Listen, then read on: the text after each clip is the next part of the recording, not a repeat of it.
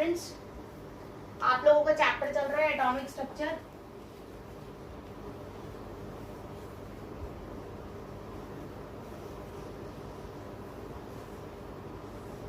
और atomic structure में अब तक आपके 2 लेक्चर्स हो चुके हैं, 2 या 3 लेक्चर्स, 3 लेक्चर्स आप लोगों के हो चुके हैं। एंड आप लोगों ने क्या पढ़ा है? आपने उसमें अब तक पढ़ा है एनोड रेज के बारे में, कैथोड रेज के बारे में,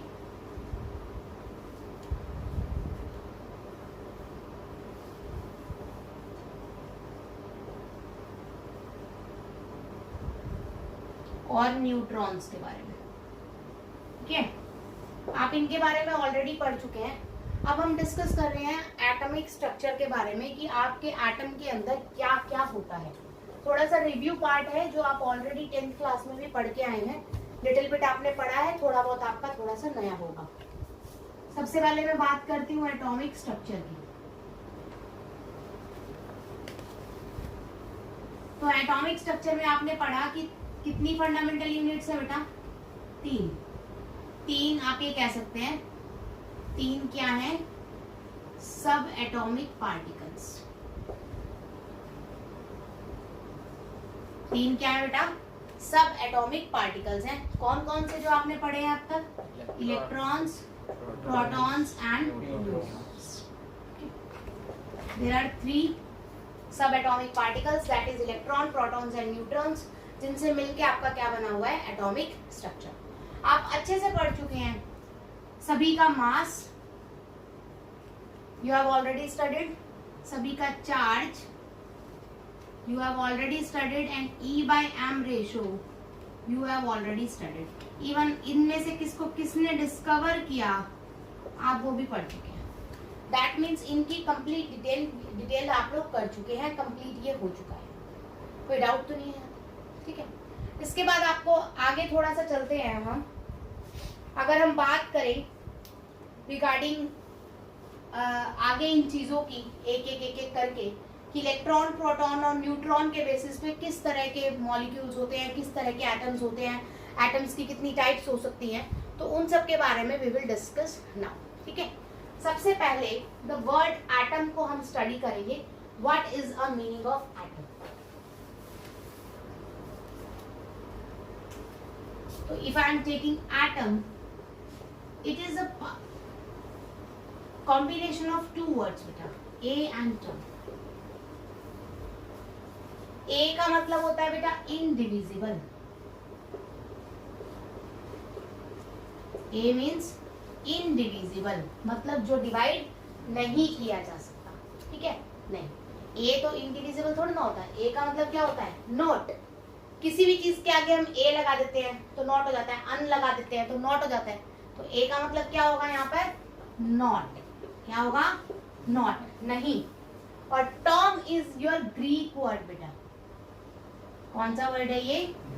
ग्रीक वर्ड है, जिसका मतलब होता है इनडिविजिबल, या आप कह सकते हो इसका मतलब होता है डिविजिबल। तो बेटा नॉट और डिविजिबल दोनों मिलके क्या बनाएंगे? Not divisible. That is atom का मतलब क्या हो गया? एक तरह से इनडिविजिबल।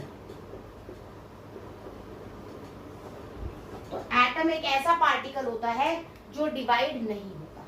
ठीक है, लेकिन आप अभी अभी पढ़ चुके हैं कि atom can be further divided. Atom में 3 चीजें होती हैं, इलेक्ट्रॉन्स, प्रोटॉन्स एंड न्यूट्रॉन्स। तो इनडिविजिबल ये किसने कहा था? ये बात याद रखना, this is according to Dalton only. Dalton theory आप पढ़ के आए हैं in your 10th class also, I think 9th या 10th में थी, तो आप लोग अच्छे से पढ़ के आए हैं। तो according to Dalton theory atom क्या होता है? इनडिविजिबल पार्ट होता है, वो आगे फर्दर डिवाइड नहीं कर सकता। ठीक है, तो एटम की अगर हम डेफिनेशन पे वर्क करें तो atom is the smallest indivisible particle, that's it. Atom एक ऐसा छोटा इनडिविजिबल पार्टिकल होता है जो आगे चल के टूट नहीं सकता। क्लियर? जॉन डाल्टन की बात माने, डाल्टन थ्योरी के अकॉर्डिंगली, तो एटम ही वो सबसे छोटा पार्टिकल होता है किसी भी मैटर का जो किसी भी केमिकल रिएक्शन में टेक पार्ट करता है। क्लियर? अगर मैं कहूं कि मेरे साबुन से कोई रिएक्शन हो रही है तो साबुन से नहीं हो रही है, साबुन के जो छोटे छोटे पार्टिकल्स हैं वो रिएक्ट कर रहे हैं। क्लियर हुई मेरी बात? तो एक्चुअलिटी में एटम क्या होता है, जो बड़ी सी चीज आपने कोई भी ली और बड़ी सी चीज जो आसानी से नजर आए, जो स्पेस ऑक्यूपाई करे, जिसमें मास हो, उसे हम बोलते हैं मैटर। तो कोई भी रिएक्शन अगर कोई मैटर कंपोज कर रहा है अच्छे से गो थ्रू हो रहा है, तो इसका मतलब वो रिएक्शन मैटर ना करके क्या करता है, आपका एटम करता है। क्लियर होगी बात बेटा? ठीक है यहाँ तक। उसके बाद है डाल्टन थ्योरी। आपके डाल्टन ने कुछ पोस्टुलेट्स दिए थे, ठीक है, उस पर थोड़ा सा ध्यान देंगे बेटा। बहुत अच्छे से आप कर चुके हैं इन्हें, डाल्टन थ्योरी के बारे में। तो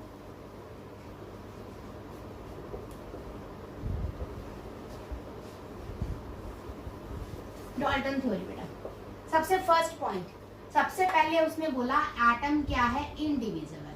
तो atom is indivisible, that is आगे नहीं टूट सकता। दूसरी चीज, ठीक है, all matter composed of atom. कोई भी मैटर है बेटा, जो चीज आपको नजर आ रही है, मैटर का मतलब यहाँ पर क्लियर है, anything which have mass and occupy space. तो कोई भी चीज यूनिवर्स में अगर है जो इसके पास कुछ मास है या कोई जगह घेर रही है, रखी हुई है, जैसे दिस इज माई मार्कर, इस पे कुछ मास है और मैं यहाँ रख दूं तो इसने ये जगह घेर रखी है, तो ये मार्कर क्या कहलाएगा, मैटर कहलाएगा। क्या कहलाएगा, मैटर। तो कोई भी चीज जो मैटर है, वो मैटर किस चीज से बना होगा, एटम से बना होगा। ठीक है। तीसरी चीज, atom of same element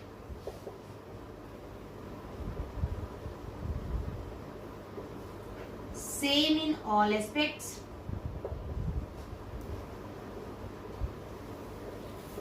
and vice versa। चीनी के दाने ले लो बेटा, अगर आप चीनी के दाने ले रहे हैं तो चीनी का दाना कोई छोटा हो सकता है या कोई बड़ा हो सकता है, ठीक है, बट नहीं, ऐसा नहीं होता है। चीनी के दाने अप्रोक्सीमेटली सभी क्या होते हैं, सेम साइज के होते हैं, सभी के सभी मीठे होंगे। ऐसा तो नहीं होगा कोई एक आधा कड़वा एक आधा खट्टा होगा, नहीं। तो दैट मीन्स हर मैटर के अंदर जो भी छोटे छोटे एटम्स होते हैं, उन सभी का shape, size, colour, taste, properties सारी की सारी क्या होंगी, सेम होंगी। अगर एक तरफ आप चीनी ले लें, एक तरफ पत्ती ले लें, तो चीनी और पत्ती दोनों के दोनों अलग अलग हैं, है ना। तो दैट इज चीनी अलग एटम है और पत्ती अलग एटम है। तो अगर आप डिफरेंट एटम्स लेते हैं तो उनकी शेप, साइज, कलर, प्रॉपर्टीज सब कुछ क्या होंगी, आपकी अलग अलग होंगी। बात समझ आ गई, क्लियर है। उसके बाद है बेटा रिप्रेजेंटेशन ऑफ एटम।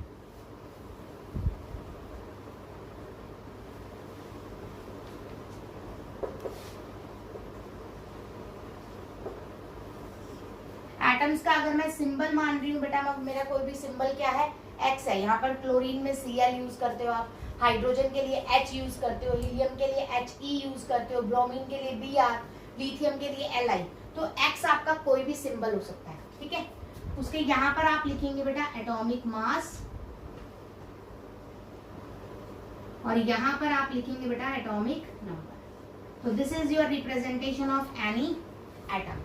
तो एटॉमिक मास हमेशा कहाँ लिखा जाता है, राइट साइड की तरफ ऊपर, जबकि एटॉमिक नंबर कहाँ लिखा जाता है, लेफ्ट साइड की तरफ नीचे। तो ये आपको याद रखना है। अगर मैं आपको ये दे देती हूँ F दैट इज 19 और यहाँ 9, तो आपके लिए क्लियर है कि 9 क्या है बेटा, उसका एटॉमिक नंबर है, और 19 उसका क्या है बेटा, मास नंबर है या एटॉमिक मास है। तो दिस इज इंपॉर्टेंट कि F, और F क्या है बेटा, F is a symbol of fluorine, ठीक है। तो दिस इज इंपॉर्टेंट कि आपके रिप्रेजेंटेशन के क्वेश्चन में आपको पूरा पूरा तो लिख के देगा नहीं, आपको सिर्फ एटम को रिप्रेजेंट करके देगा, आपको कैलकुलेट करना है उसमें चीजें। तो सिंपल सी बात है, यहाँ से आपको देख के पता चल गया, कॉर्नर वाला मास नंबर, नीचे कॉर्नर वाला एटॉमिक नंबर, और बीच में आपका क्या है, सिंबल। तो this is about your Dalton theory. अब डाल्टन थ्योरी में ना फिर से कुछ प्रॉब्लम्स थी। एक और सबसे बड़ी बात उसने क्या कही, उसने बोला एटम ना तो बनाया जा सकता ना ही तोड़ा जा सकता। दैट इज, उसने क्या बोला, fifth, atoms neither be created nor be destroyed। ना तो बनाया जा सकता है और ना ही तोड़ा जा सकता है, बट हम क्रिएट करते हैं। कल आपको ध्यान होगा कि जब हमने बेरिलियम की शीट के ऊपर अल्फा पार्टिकल्स को फेंका था तो हमारा कार्बन बना था, तो कार्बन हमने प्रोड्यूस कर लिया। तो that means different different alpha particles को फेंक के या डिफरेंट एटम्स को बम्बार्ड करके हम नए एटम्स को बना सकते हैं। हमने यूरेनियम का यूज करके कंप्लीट एक सीरीज बनाई है जो कि हम एफ ब्लॉक एलिमेंट्स में रखते हैं। मतलब हमारी पीरियोडिक टेबल है, आप लोगों ने 10th में देखा होगा, उसमें सबसे नीचे एक स्लॉट दिया जाता है अलग से 2 लाइनें, उसको बोलते हैं हम एफ ब्लॉक। क्या बोलते हैं? F block. एफ ब्लॉक में हम एलिमेंट्स रखते हैं जो हमने खुद बनाए हैं यूरेनियम को यूज करके, और उन सभी को नाम हम बोलते हैं ट्रांस यूरेनिक। क्या बोलते हैं? Transuranic, because it is made by uranium. ठीक है, तो हम बहुत सारे एटम्स बना चुके हैं, मतलब सिंथेटिक है बहुत सारे। कितनी पीरियोडिक टेबल में 118 एलिमेंट्स हमने रखे, तो उसमें से बहुत सारे about 50% of elements are synthetic. तो दैट मीन्स हम बना सकते हैं, तो उसका ये पॉइंट भी क्या हो गया? गलत साबित हो गया। तो देयर आर सम लिमिटेशंस। सबसे पहली लिमिटेशन की अगर मैं बात करूं तो पहली लिमिटेशंस वो कह रहा है कि सिंपल, ये छोटी छोटी लिमिटेशंस तो आप पढ़ के भी आए हैं। जैसे उसने बोला atom can neither be created nor be destroyed, but we can prepare atom, we can manufacture atom. हम जब उसे बना सकते हैं तो ये पॉइंट गलत हो गया। क्लियर? उसने बोला atom is indivisible, but it is divisible. It can be divided into electrons, protons and neutrons. All matter composed of atoms, नहीं, सिर्फ एटम के नहीं बने हैं। ऑल मैटर कंपोज्ड ऑफ सब atomic particles, that is electrons and protons and neutrons. Done. Atom of the same element have same aspects. नहीं, अगर हम बात करें क्लोरीन की, तो क्लोरीन के हमारे पास 2 आइसोटॉप होते हैं, 35 एंड 37, एटॉमिक नंबर 17, 17। तो अगर इन दोनों की बात करूं तो इन दोनों का मास नंबर क्या है? अलग है। और अगर इनका मास नंबर अलग है तो इनकी फिजिकल प्रॉपर्टी अलग होगी। कैसे? एक बात आप सिंपल बताइए, मैंने 1 किलो चीनी ली है और एक बर्तन में 5 किलो चीनी ली है, कौन सी चीनी उबलने में टाइम लगाएगी? ऑब्वियसली बात है 5 किलो वाली। तो मास बढ़ने से बॉइलिंग पॉइंट या मेल्टिंग पॉइंट हमेशा बढ़ता है, और बॉइलिंग पॉइंट या मेल्टिंग पॉइंट, वेट, ये सारी की सारी क्या होती हैं? Physical properties. क्या होती है ये? Physical properties. तो सिंपल सी बात है कि सेम एलिमेंट्स के भी आपके डिफरेंट फिजिकल प्रॉपर्टीज या केमिकल प्रॉपर्टीज पॉसिबल है। तो ये वाली बात भी उसकी गलत हो गई बेटा। ठीक है, रिप्रेजेंटेशन बिल्कुल सही थी। ये तो छोटी छोटी बातें थी जो उसकी गलत हुई।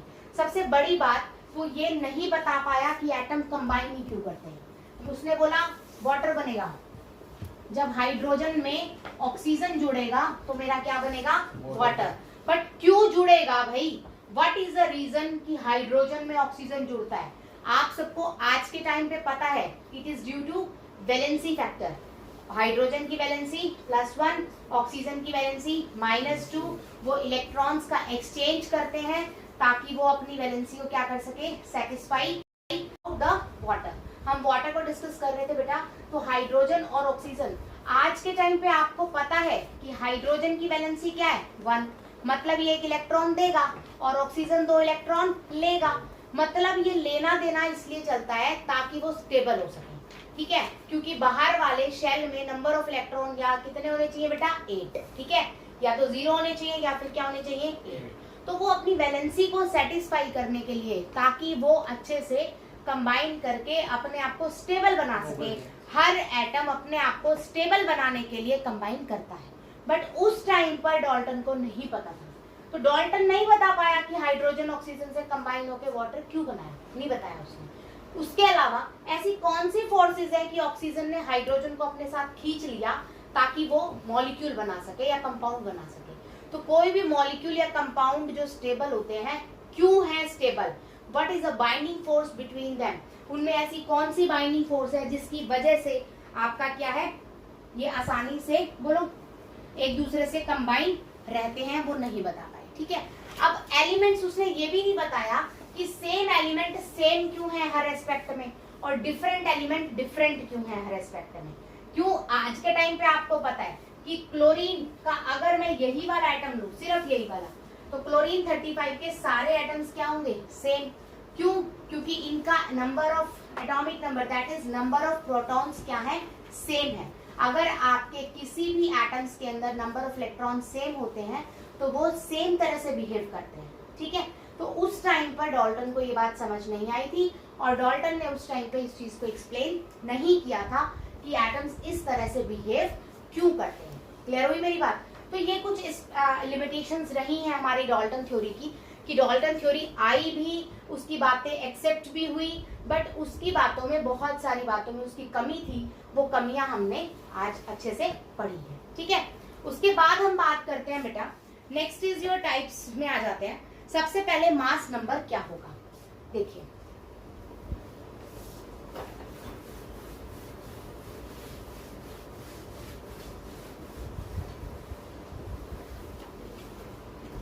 सबसे पहले I am talking about the mass number. This is your mass number, this is your atomic number.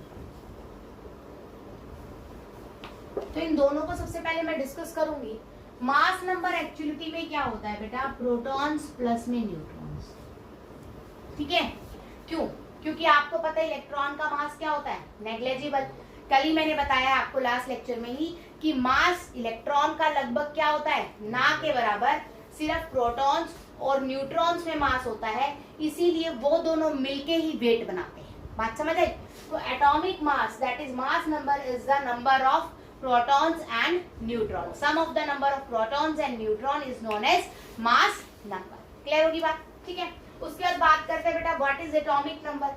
अगर मैं एटॉमिक नंबर की बात करूं तो यहाँ पर आएगा बेटा नंबर ऑफ प्रोटॉन्स। अब आप कहेंगे मैम इलेक्ट्रॉन्स तो कहीं यूज ही नहीं हुए, तो बिल्कुल सही बात है। अगर आपका न्यूट्रल एटम है बेटा, कोई भी, क्या है, कोई भी एटम न्यूट्रल है, तो उसमें पॉजिटिव चार्ज बराबर होता है बेटा नेगेटिव चार्ज के। तो प्रोटॉन्स इक्वल हो जाएंगे किस चीज के, इलेक्ट्रॉन्स के, क्योंकि पॉजिटिव इज इक्वल टू क्या होता है, नेगेटिव, तभी तो वो न्यूट्रल है, उसमें कोई चार्ज नहीं है। ठीक है, अगर मैं कहूँ चार्ज पार्टिकल है, चार्ज पार्टिकल कौन से हो सकते हैं, या तो पॉजिटिव चार्ज होगा या फिर क्या होगा बेटा, नेगेटिव चार्ज। ठीक है,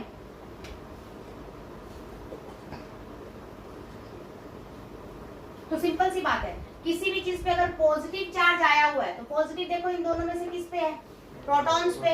तो याद रखना है किसी भी चीज पे पॉजिटिव चार्ज अगर आया है तो प्रोटॉन्स का नंबर इलेक्ट्रॉन से क्या होता है बेटा, ज्यादा होता है, और किसी भी चीज पे नेगेटिव चार्ज आया हुआ है तो इलेक्ट्रॉन्स का नंबर प्रोटॉन से क्या होगा बेटा, ज्यादा होगा। ठीक है, जो भी चार्ज आपका एटम पे नजर आएगा वही चार्ज आपका क्या होगा, ज्यादा। एग्जाम्पल देखते हैं, मैंने आपको बोला बेटा Cl नेगेटिव, ठीक है, Cl नेगेटिव। क्लोरीन का एटॉमिक नंबर नॉर्मल कितना होता है, 17। नेगेटिव का मतलब उसने एक इलेक्ट्रॉन ले रखा है बेटा, तो टोटल नंबर ऑफ इलेक्ट्रॉन्स कितने हो गए अब, 18। क्लियर हुई मेरी बात ये?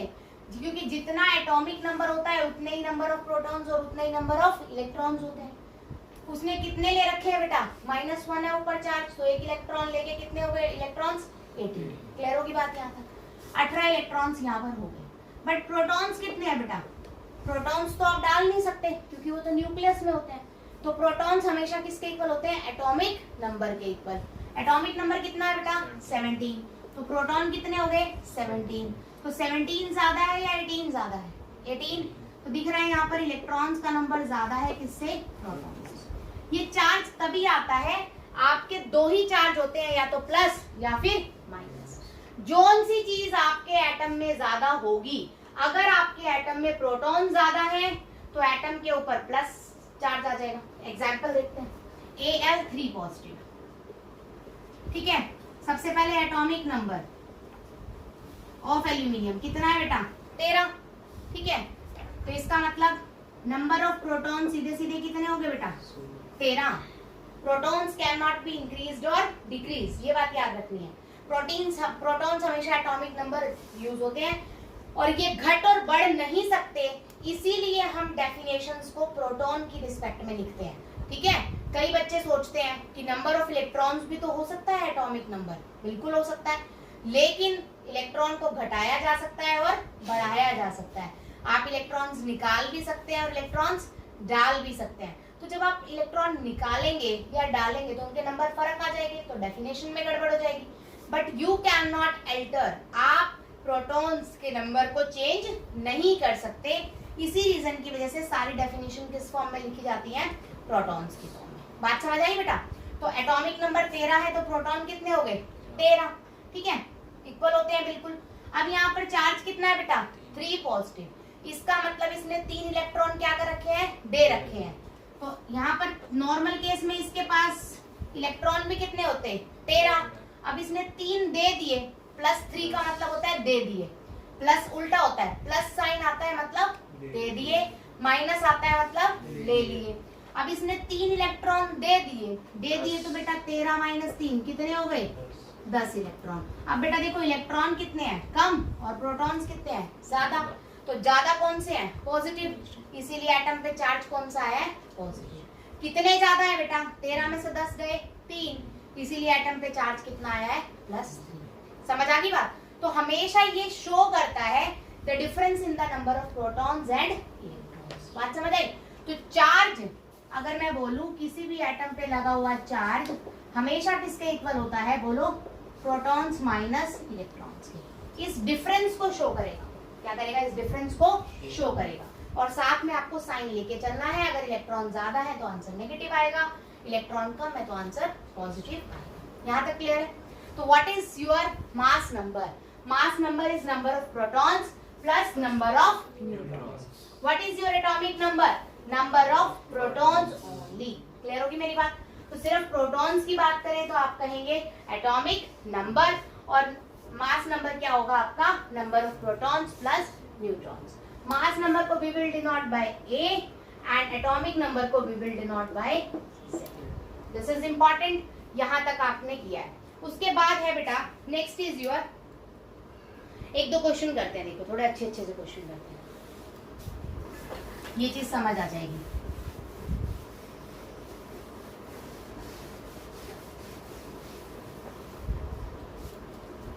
मैंने एग्जाम्पल लिया बेटा क्लोरीन 35 या 17। मैंने कहा है calculate electron, proton and neutron.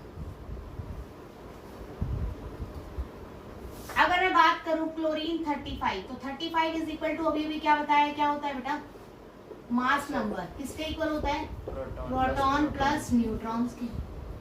यहाँ 17 दैट इज एटॉमिक नंबर किसके इक्वल होता है, नंबर ऑफ प्रोटॉन्स के। यहाँ तक क्लियर है बेटा।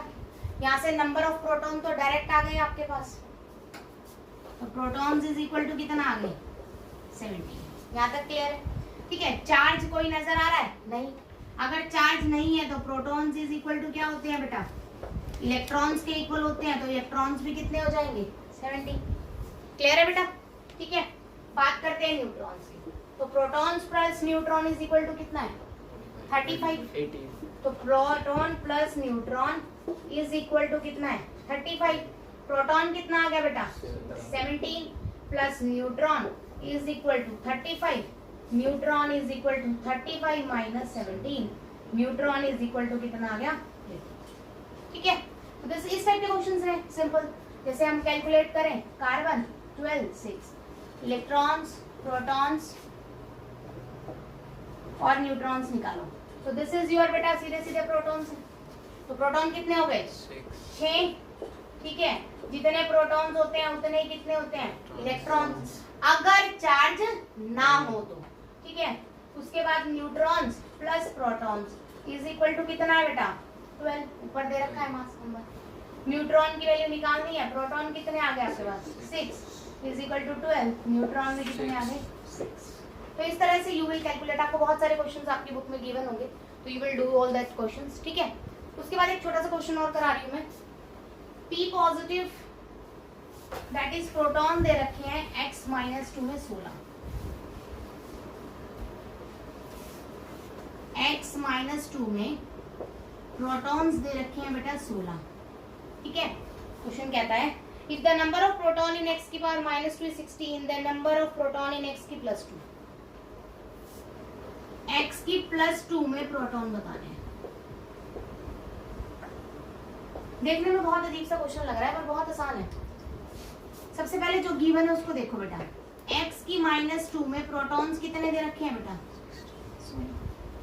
क्लियर होगी मेरी बात, 14, ठीक है। समझ आ गई बात यहाँ तक।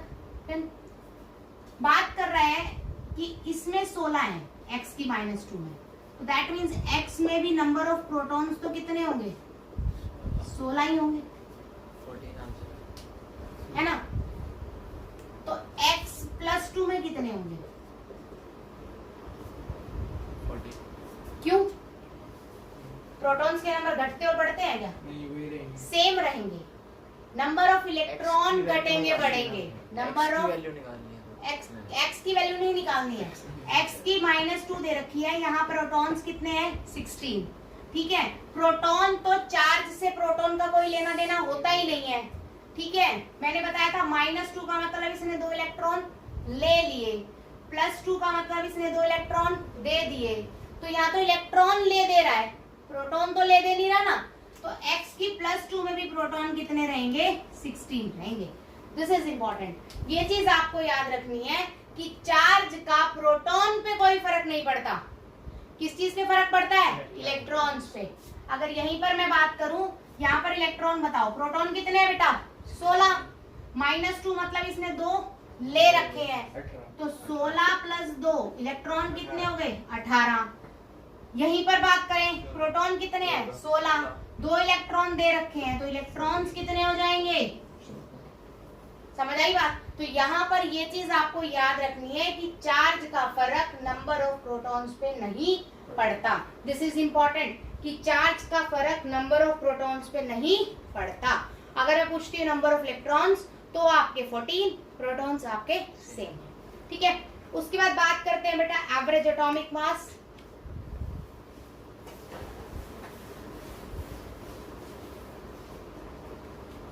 That is atomic weight. अब बेटा मास नंबर की अगर मैं बात करूं तो बहुत आसानी से आपने कैलकुलेट कर दिया कि number of protons plus number of neutrons आपके क्या होते हैं? मास नंबर होता है। That is protons plus neutron is your mass number. लेकिन अगर मैं 2 ले रही हूं बेटा, क्लोरीन 35, 70, ए भी ले लेती हूँ, ए एटॉमिक 11, 12, ए 13, ठीक है। मास नंबर तीनों का अलग अलग है बेटा। ये मैं कह रही हूँ 85% प्रेजेंट है, ये 10% प्रेजेंट है और ये 5% प्रेजेंट है इन द अर्थ, ठीक है। दीज आर 3 क्या है बेटा? आइसोटॉप्स हैं, आप 10th में पढ़ के आए हैं। Atomic number same, mass number different, है ना। तो एटॉमिक वेट इस केस में क्या लेंगे? कोई बच्चा कहेगा मैंने तो 11 वाले से सॉल्व किया था, कोई कहेगा मैंने तो 12 वाले से सॉल्व किया था, कोई कहेगा मैंने तो 13 वाले से सॉल्व किया था। मतलब मेरा तो 11, 12, 13 में ही रह जाएगा, है ना। क्वेश्चन क्या होगा? एग्जैक्ट आंसर आएगा ही नहीं। तो इस टाइप के क्वेश्चंस में या इस टाइप के एटम्स जिनके अंदर आइसोटॉप्स हैं, मतलब कि ऐसे एलिमेंट्स हैं जो एक से ज्यादा एटम की फॉर्म में भी मिलते हैं, ठीक है, उन केस में हम कैलकुलेट करते हैं बेटा एवरेज एटॉमिक मास। आप 10th में कैलकुलेट करके आए हैं, मैं फिर भी दोबारा बता रही हूँ। ये क्या होता है बेटा? मास नंबर इनटू में percentage plus mass number into में percentage plus mass number into में परसेंटेज। दैट इज जितने भी एटम्स दे रखे हो सभी का मास नंबर को उनकी परसेंटेज से क्या कर दोगे? मल्टीप्लाई, ठीक है। नीचे टोटल परसेंटेज बेटा 85 + 10 + 5। इसको आप सॉल्व करेंगे, जो भी आता है आपका देख लीजिएगा, ठीक है। मतलब एवरेज नहीं आएगा, ये बात याद रखना। क्यों नहीं आएगा? क्योंकि डायरेक्ट ऐड नहीं किया ना। सॉल्व कर लेते हैं हम। 8, 5, 8, 2, 10, 13, 3, 9, 35 प्लस 1, 2, 0 प्लस 65। ये कितना हो गया? 9, 3, 5, 1, 2, 0 65 0 12 1, 1, 2, 0 डिवाइडेड बाय में क्या है बेटा? 100। तो आगे 11 पॉइंट। इसका मतलब ए का एटॉमिक मास जो पीरियोडिक टेबल में लिखा जाएगा वो कितना लिखा जाएगा? 11.2। बात समझ आई? तो पीरियोडिक टेबल में जो मास लिखा जाता है, जो अकेले एलिमेंट होते हैं सिर्फ एक ही तरह से मिलते हैं, उस केस के तो हम अंदर हम क्या लिखते हैं? Direct mass number, that is protons plus neutrons. लेकिन ऐसे केसेस जिसमें आपको अलग अलग परसेंटेज गिवन हो, साथ में मास नंबर अलग अलग गिवन हो, ऐसे केसेस के अंदर you will calculate the average atomic मास। ठीक है, मैंने असाइनमेंट के अंदर कुछ क्वेश्चंस दिए हुए हैं इसके, जो आप सॉल्व करेंगे इस पे बेस। ठीक है, तो एवरेज एटॉमिक मास कैसे निकाला, ध्यान से देखिए। Mass multiply percentage plus mass multiply percentage plus mass multiply percentage divided by percentage plus percentage plus percentage. Normal multiply divide करके इसको सॉल्व कर लो, गेट योर आंसर। क्लियर होगी बात?